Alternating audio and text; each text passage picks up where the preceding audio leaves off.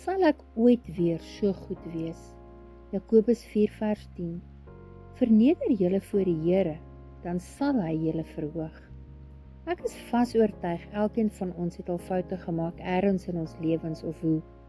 Nie net 'n klein oepsie of 'n wit lintjie nie, maar 'n massiewe probleem wat dit laat lyk het of daar geen uitkomkans is nie. 'n Atmosfeer verpletterde oomblik wat jou laat dink dat niks ooit weer dieselfde sal wees nie.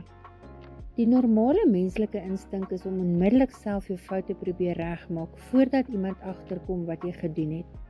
Daar is egter 'n klein probleempie hiermee. Trots. Ons trots keer ons dikwels om hulp te soek. Dit maak dat ons soos 'n trop verlore skape in kringe maal.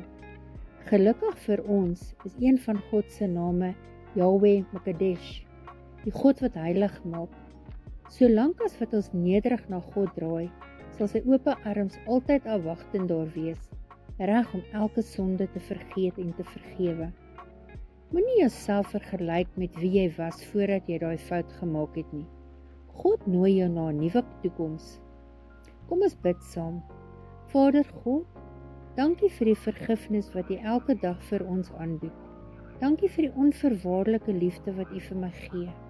Maak nie saak hoe ver ek van U wegdwaal nie. Help my asseblief om dadelik na U te draai wanneer ek iets opmors en om U leiding ten volle te benut. Amen.